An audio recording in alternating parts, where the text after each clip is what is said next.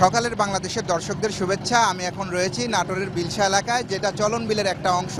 এই অংশে কিন্তু দীর্ঘ 2 যুগ পরেই আসলে নৌকা বাইচ অনুষ্ঠিত হচ্ছে। এই নৌকা বাইচে নাটোর, সিরাজগঞ্জ এবং পাবনার নৌকা অংশগ্রহণ করেছে এবং আপনারা দেখতেই পাচ্ছেন যে উৎসব মুখর পরিবেশে এই নৌকা বাইচ অনুষ্ঠিত হচ্ছে এবং বিলের দুই ধারে কিন্তু নৌকার উপরে প্রচুর দর্শকের সমাগম আমরা দেখতে পাচ্ছি। অর্থাৎ এই বিভিন্ন জেলার যত লোকজন রয়েছে সেই লোকজন কিন্তু এখানে এই নৌকা বাইচ প্রতিযোগিতা দেখতে এসেছে। আমরা যদি একজনের সাথে কথা বলি যে তামিম, যে এই নৌকা বাইচ দেখতে আসলে কেমন লাগছে?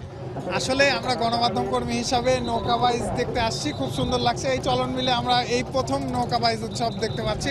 এই নৌকা বাইচ উৎসব যেন 1000 বছর বা প্রতি বছরেই জেলা প্রশাসনের উদ্যোগে এই নৌকা বাইচ হয়, আমরা এই দাবি করব। আমরা যদি আরেকজনের সাথে কথা বলি যে আসলে দীর্ঘদিন পরেই তো এই নৌকা বাইচ হচ্ছে, কেমন লাগছে? আমরা ছোটোকালে দেখেছি এবং দুইবার 45 বছর আগে এখানে আমাদের নেতৃত্বে নৌকা বেশ হয়েছে। তখন এত বড় নৌকা ছিল না, তারপরেও নৌকাবাজ হয়েছে। কিন্তু এই নতুন প্রজন্ম যারা এখন, যাদের বয়স 40-এর নিচে, তারা জানে না যে নৌকাবাজ কী। এটাকে আমাদের বিল চলানোর জন্য যে একটা ঐতিহ্যবাহী সংস্কৃতি, এটা এখন তাদের কাছে ফুটে উঠতেছে।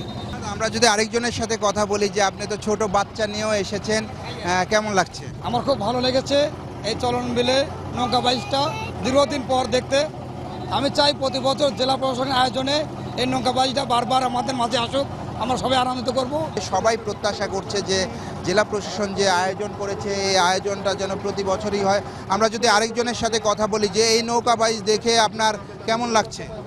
দীর্ঘ 2 যুগ পরে আমাদের এই ঐতিহ্যবাহী নৌকা প্রতিযোগিতা চলন বিল সাথে হচ্ছে। আমি এবং আমার ফ্যামিলি নিয়ে এসেছি, আমার খুবই ভালো লাগছে। আমরা চাই আগামী বছরে যেন এরকম একটা নৌকা প্রতিযোগিতা যেন আমাদের এলাকায় হয়।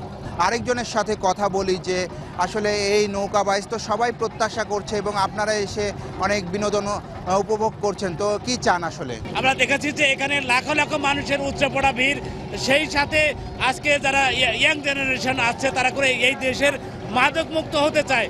এই মাদক মুক্ত হওয়ার জন্য এই ধরনের আয়োজন আসলে আমাদের কাছে অনেকটাই বড় পাওয়া।